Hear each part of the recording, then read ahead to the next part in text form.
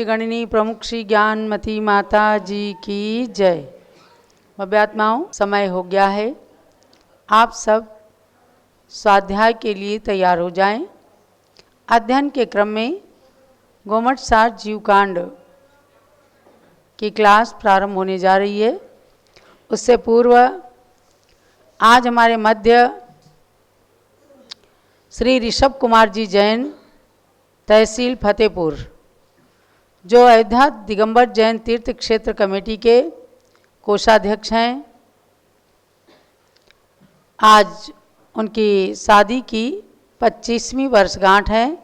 श्रीमती सारिका जैन और ऋषभ जैन का मंगल स्वागत इस 25वीं यानी रजत जयंती की वर्षगांठ के अवसर पर कमेटी के मंत्री प्रतिष्ठाचार्य श्री विजय कुमार जी जैन उनका मंगल स्वागत करें। उनकी सुपुत्री साथ में आई हुई है, रक्षा जैन बताया ना नाम, रक्षा जैन, तो तहसील फतेहपुर के निवासी हैं। इनके पिता श्री सरोज कुमार जी जैन का बहुत बड़ा योगदान अयोध्या तीर्थ क्षेत्र में महामंत्री के रूप में रहा है और बहुत ही बोल्ड पर्सनालिटी थे। उनके पश्चात श्री ऋषभ जी को अयोध्या तीर्थ क्षेत्र कमेटी के कोषाध्यक्ष पद पर मनोनीत किया गया। बराबर अपनी सेवाएं देते हैं और अभी इन्होंने 30 अप्रैल को अपने शादी के 25 वर्ष पूर्ण करके, 25वीं है, 25 साल पूरे किए, 24 साल पूर्ण करके 25 पूरे हुए हैं। आकर के पूज्य माता जी से भी आशीर्वाद ग्रहण करें। श्रीमती सारिका जैन जो टिकैत नगर की बेटी हैं, श्री विजय कुमार जी जैन के पुत्र रमेश जी और उनकी धर्मपत्नी शशि जैन की सुपुत्री सारिका जैन जो सरोज जी के सुपुत्र ऋषभ जी के साथ विवाह बंधन में बंधी आज से 25 साल पहले, और इनके 2 सुपुत्र और एक पुत्री हैं। रक्षा जैन पुत्री आई हुई हैं, आज खूब भगवान का अभिषेक किया और पूज्य माता के मंगल आशीर्वाद से नया साल आपका दाम्पत्य जीवन का नया साल को मंगलमय हो, इसी भावना के साथ पूरे परिवार के लिए मंगल आशीर्वाद है। इनकी सासू माँ जो मोहिनी जी, वो भी पूज्य माता की बहुत ही भक्त हैं। थोड़ा अस्वस्थता के कारण कम आ पाती हैं, लेकिन भक्ति में कोई कमी नहीं रहती। मोहिनी जी के लिए भी अयोध्या की धरती से ही बहुत बहुत मंगल आशीर्वाद है और आपके पुत्र और पुत्रवधू खूब अच्छे से अयोध्या के कार्य में योगदान देते हैं। यह उनके लिए भी पुण्य की बात है। तो ऋषभ जी, सारिका जैन, पूरे परिवार के लिए बहुत बहुत मंगल आशीर्वाद है। आ जाओ।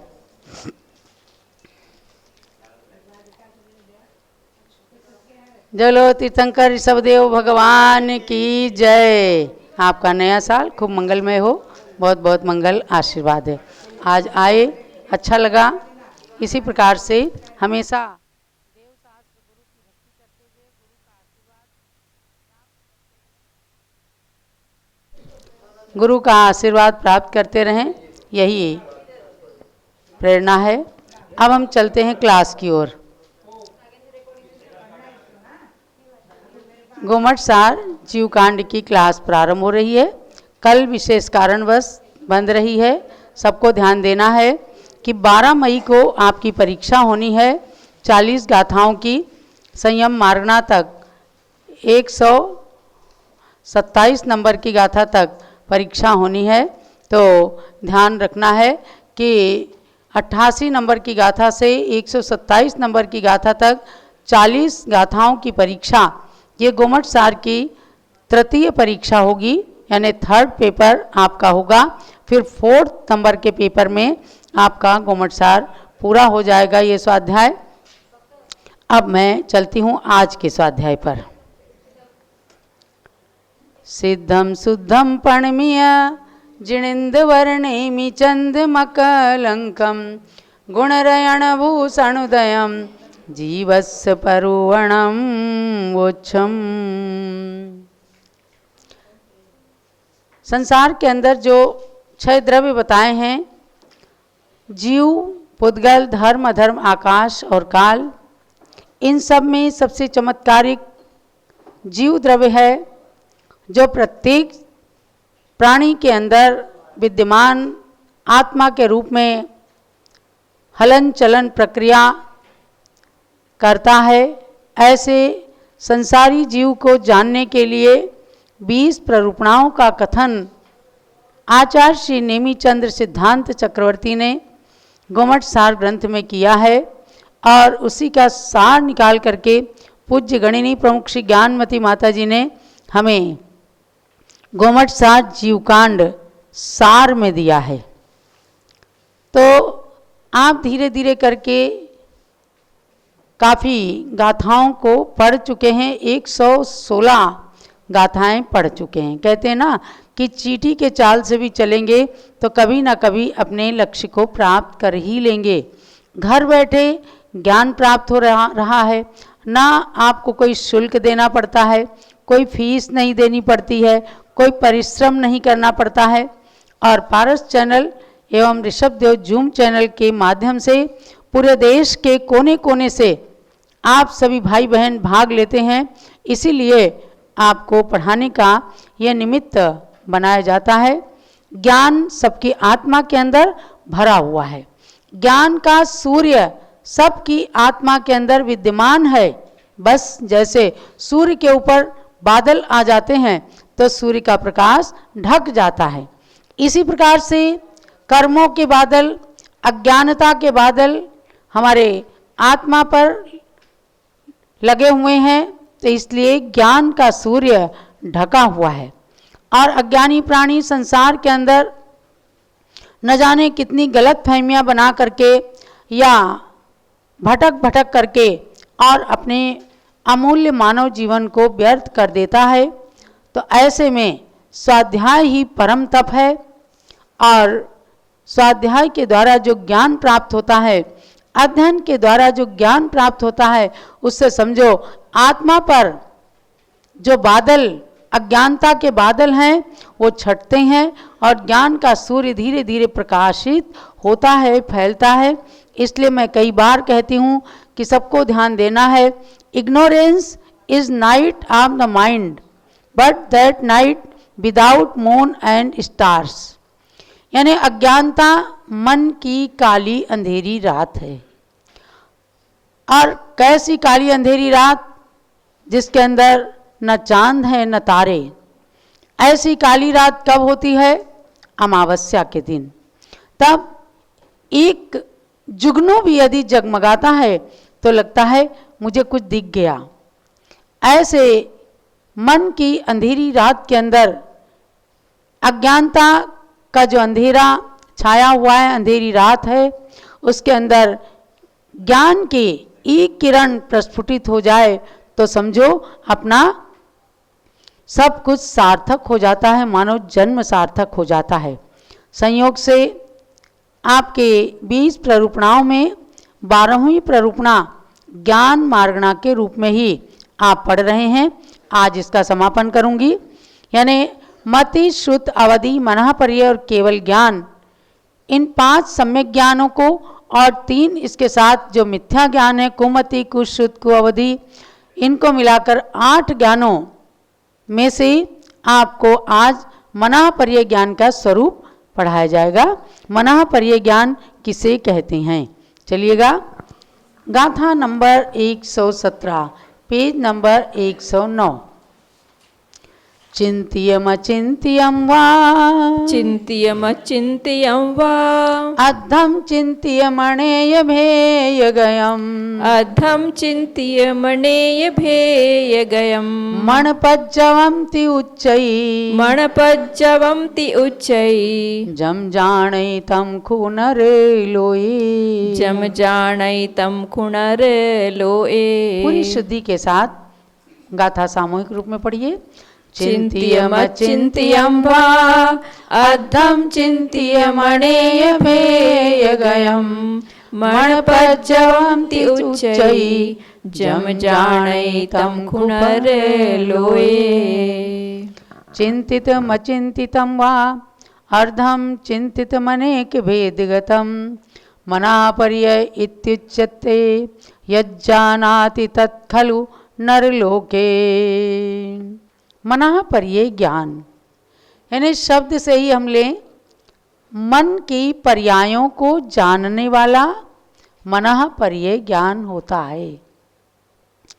कभी सामने वाले की फेस रीडिंग करके उसके मन की बात को जान लेते हैं तो सामने वाला कहता है क्या आपको मनःपर्यय ज्ञान है, यानी आपने मेरे मन की बात कैसे जान ली। लेकिन ये मनःपर्यय ज्ञान नहीं है, ये फेस रीडिंग है और ये मति और शुद्ध ज्ञान के अंदर ही सम्मिलित है।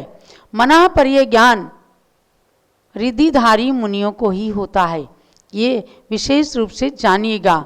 तो चिंत्यम अचिंत्यम वा यानी कि जिसका किसी ने भूतकाल में चिंतन किया हो, और अचिंतितम वा और जिसका अभी चिंतन नहीं बल्कि भविष्य काल में जिसका कोई चिंतन करेगा, और अर्धचिंतित यानी वर्तमान में कोई चीज़ सोच रहा है तो उसके मन की बातों को जो यथावत जान लेता है उसको कहते हैं मनःपर्यय ज्ञान। समझ गए ना। आपने कोई चीज़ चिंतन किया या आप चिंतन करने वाले हैं भविष्य में या चिंतन कर चुके, तो इन तीनों समय की पर्यायों को जो सामने वाले मुनिराज जान लेते हैं उनका ज्ञान क्या कहलाता है, मनःपर्यय ज्ञान। तो ये मनःपर्यय ज्ञान कहा कि नर लोए मनुष्य लोक के ही मनुष्यों को ही होता है, यानी ढाई द्वीप के अंदर ही जो मनुष्य जन रहते हैं उनको ही, और उसमें भी मुख्य रूप से लेना कर्म भूमिया मनुष्य को, क्योंकि ये मुनियों को ही होता है मनःपर्यय ज्ञान। तो भोग भूमि के मनुष्य कभी भी मुनि बन नहीं सकते, उनका तो चतुर्थ गुणी स्थान तक ही सम्यक दर्शन वगैरह रहता है, 4 गुणी स्थान ही होते हैं। इसका मतलब यह कर्म भूमिया मनुष्यों को ही मुनियों की अवस्था में, मुनि अवस्था में ही ये मनःपर्यय ज्ञान प्रकट होता है। तो इसके लिए इसके अंदर नर लोए ये शब्द कहा कि जो तीनों समय के मतलब जो चिंतन नहीं किया, जो चिंतन किया जा रहा है या जिसका चिंतन कोई करेगा, ऐसे पर्यायों को जान लेते हैं जो मुनिराज, उनका ज्ञान मनःपर्यय ज्ञान कहलाता है। तो अब अगर निरुक्ति के अनुसार हम समझेंगे तो जानेंगे कि दूसरे के मन में स्थित पदार्थों को भी मन कह देते हैं। क्या, जैसे कोई रिक्शे पर चढ़ा व्यक्ति होता है, रिक्शा चलाने वाले तो ये रिक्शा इधर आओ ऐसे कह देते हैं। वो रिक्शा तो नहीं है लेकिन वो रिक्शा चलाता है इसलिए उसको रिक्शा कह देते हैं। इसी प्रकार से मन के अंदर जो पदार्थ स्थित हैं उसको भी मन कह दिया जाता है, क्योंकि मन के अतिरिक्त कहीं रहेंगे नहीं। मन की पर्यायों को ही जाना जाता है। तो मन की पर्याय को जाना मतलब किसी के मन को जान लेना। हमारा तो मन ही आप जान गए, तो इसको कहते हैं। और पर्येति माने जानना, जानता है। तो मन को जो जान ले या मन की पर्यायों को जो जान ले वह मनःपर्यय ज्ञान कहलाता है। केवल इसके अंदर और केवल ज्ञान के अंदर अंतर इतना रहता है कि अमूर्तिक पदार्थ को नहीं जान पाता, मूर्तिक पदार्थों को ही, जिनका स्वरूप दिखता है, ऐसी चीज़ों को ही जान पाते हैं। तो अब क्या होता है कि इन ज्ञानों की विशेषताओं को बताने के लिए इसलिए उपक्रम किया जाता है कि इससे मिलते जुलते ज्ञानों को आप मनःपर्यय ज्ञान न समझ लें। अब हमने देखा कि एक बार एक नेताजी जो इलेक्शन में खड़े हुए थे, माताजी विहार कर रही थी, पूज्य ज्ञानमती माताजी, और वो आए सामने, उन्होंने नोट चढ़ाया। माताजी ने कहा देखो हम लोग नोट वोट छूते भी नहीं, ये सब छोड़ करके आए।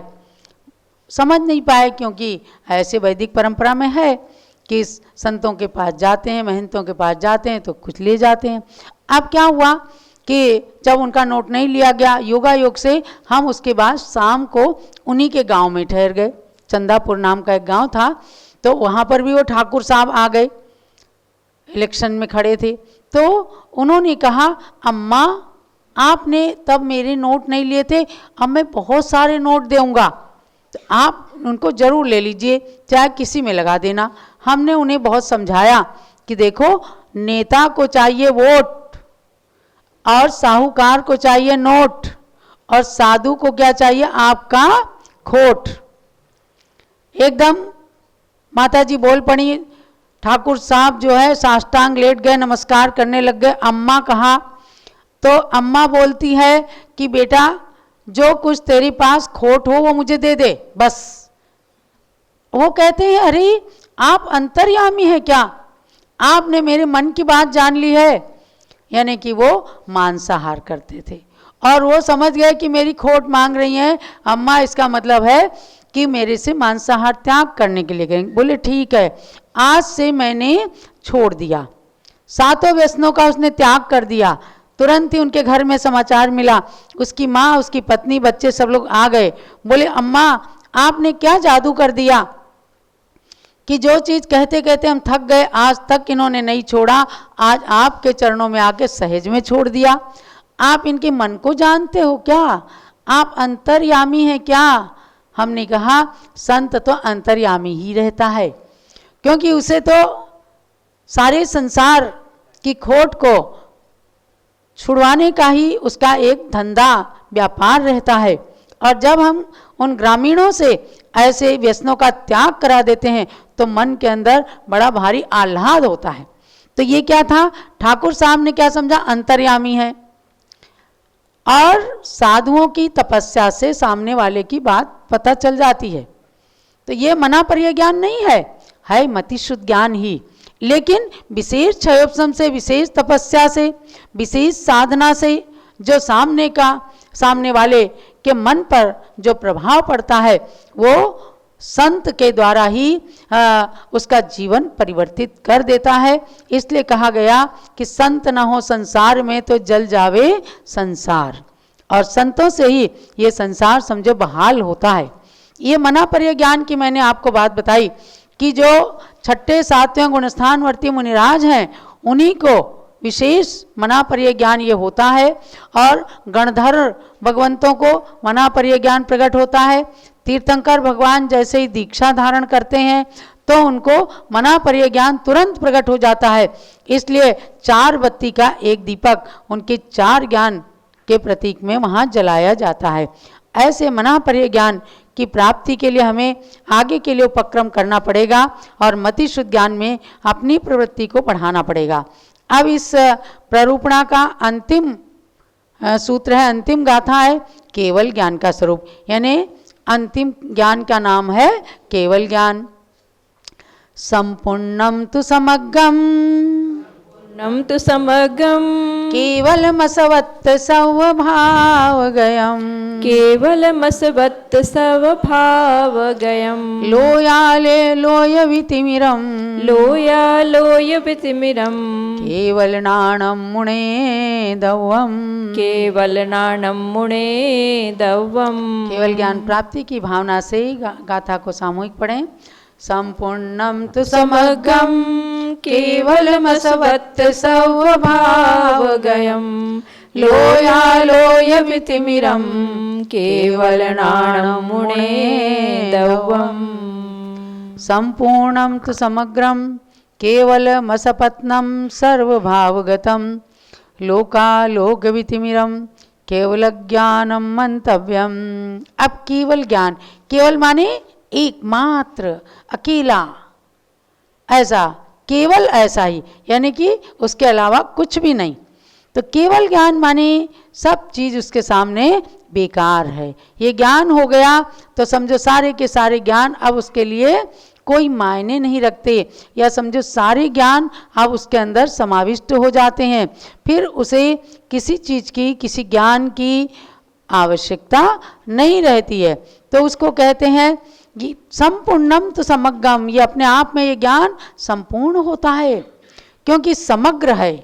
अब इसके अतिरिक्त कोई चीज़, गिलास पूरा भर गया, एक बूंद भी अब उसमें आने की जगह नहीं है। ऐसे लबालब ज्ञान का अमृत, ज्ञान का कलश आत्मा में छलकने लग जाता है। वह है केवल ज्ञान, समग्र है, केवल मसवत्त, और वो केवल है, माने उसको दूसरा कोई प्रतिपक्षी नहीं है, उसका कोई दुश्मन नहीं है। अब क्योंकि सारा आवरण नष्ट हो गया, प्रतिपक्ष से रहित हो गया, सब भाव गयम, समस्त पदार्थों को अब वो जानने वाला हो गया, सारे पदार्थ उसके ज्ञान में सम्मिलित हो गए। और लोया लोय वितिमिरम, और लोक और अलोक के समस्त अंधकार से रहित हो जाता है। अलोकाकाश अगर अमूर्तिक है तो उसको उस रूप से जानता है। लोकाकाश के अंदर 14 राजू प्रमाण लोक है, उसके अंदर जितने चैत्यालय हैं, जितने मंदिर हैं, जो चारों गतियां हैं, 84 लाख योनि है, एक इंद्री से लेकर पंचेंद्री तक जीव हैं, चारों गतियों के जीव हैं, सबको हर क्षण जानता है। केवल ज्ञानी परेशान नहीं होता। जैसे आप सोचें कि किसी की परेशानी देख के मन परेशान हो जाता है, केवल ज्ञानी भगवान अनंत शक्तिमान हो जाते हैं। वे केवल जानते और देखते हैं, उसमें किसी प्रकार का कोई परिवर्तन नहीं करते। वो केवल थर्मामीटर है। थर्मामीटर बुखार को देखता है, बुखार को उतारता नहीं है। क्यों भाई, कोई थर्मामीटर ऐसा आया है जो बुखार को उतार दे? केवल बुखार को बताता है। ऐसे ही केवल ज्ञान जिसको हो गया तो जानते हैं, देखते हैं, लेकिन ये नहीं है कि आपकी किस्मत को बदल दें, आपको आपकी रेखाओं को बदल दें। ईश्वर सृष्टि का कर्ता नहीं है, ये दिगंबर जैन धर्म पूरी तरह से मानता है। इसी को मानना आस्तिकता है।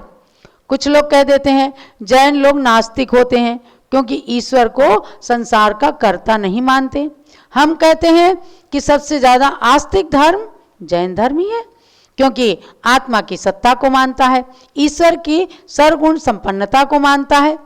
केवल ईश्वर सृष्टि का कर्ता नहीं है, इस बात में दृढ़ श्रद्धान रखता है। क्योंकि अगर ईश्वर सृष्टि का कर्ता होता तो कोई सुखी, कोई दुखी, कोई नरक में, कोई स्वर्ग में, ऐसे कैसे होता?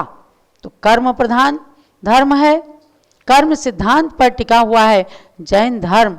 तो ये जानना और केवल ज्ञानी के केवल ज्ञान की महिमा को जान करके अपने को, सबको केवल ज्ञान की ओर अग्रसर होने के लिए मति और शुद्ध ज्ञान को प्राप्त करना है। इसके लिए अभीक्ष्ण ज्ञानोपयोग को बढ़ाएं, सतत स्वाध्याय करें और खूब आप पिछले स्वाध्याय को रिपीट करने के लिए भारत गौरव ज्ञानमती माता जी नाम के YouTube चैनल को सब्सक्राइब करेंगे तो उसमें आपको ये सारी क्लासेस मिलेंगी।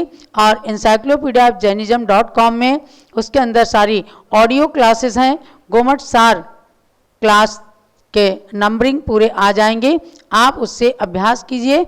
और 12 मई 2024 को थर्ड पेपर होगा, एग्ज़ाम होंगे आपके, उसको देने के लिए आप सबको तैयार रहना है। तो आज के स्वाध्याय का सार यही समझना कि हमें पांचों ज्ञानों के स्वरूप को जानकर वर्तमान में मति शुद्ध ज्ञान ही हमें प्राप्त हो सकता है, उसको ही वृद्धिंगत करने की आवश्यकता है। जावाणी के ज्ञान ते सूजे लोकालोक, सोवाणी मस्तक चढ़ो सदा देत हूँ धो। हे जिनवाणी भारती तोई जपू दिन रहे, जो तेरी शरणा गए सो पावे सुख चैन। ज्ञानमती को नित नमो ज्ञान कली खिल जाए, ज्ञान ज्योति की चमक में जीवन मम मिल जाए। जलो द्वाद सांगमयी जिनवाणी माता की जय। और अब गुरु पूजन का समय है। पहले आचार्य त्रय के चरणों में अर्घ चढ़ाकर पूज्य माता की पूजन करेंगे। प्रथमाचार्य शांति सागर के पद में अर्घ्य समर्पण है।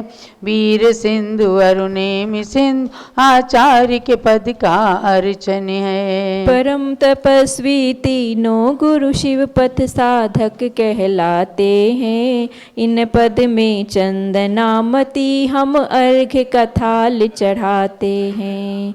ओम ह्रीं श्री शांति सागर श्री वीर सागर श्री नेमि सागराचार्य त्रमुनीन्द्रेभ्यो अनर्घपद प्राप्ते अर्घ्यम निर्वपामीति स्वाहा। अब भारत गौरव दिव्य शक्ति गणनी प्रमुख श्री ज्ञानमती माता जी की मंगल पूजन को प्रारंभ करते हैं।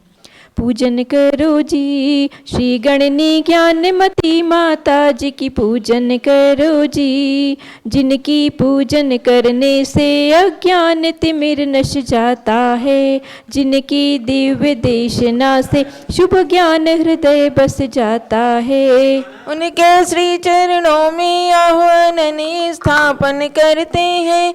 सन्निधि करण विधि पूर्वक पुष्पांजलि अर्पित करते हैं। पुष्पांजलि अर्पित करते हैं। पूजन करो जी श्री गणनी ज्ञानमती माता जी की पूजन करो जी।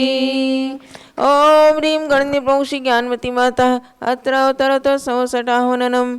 ओम ह्रीं गणनी प्रमुख श्री ज्ञानमती माता अत्र तिष्ठ तिष्ठ ठठ स्थापनम्। ओम ह्रीं गणनी प्रमुख श्री ज्ञानमती माता अत्र मम सन्निधौ भव भव षट्सन्निधिकरणं स्थापनम्। ज्ञानमती जी नाम तुम्हारा ज्ञान सरित अवगाहन है। तेरी पावन प्रतिभा लख कर मेरा मन भी पावन है। मेरा मन भी पावन है।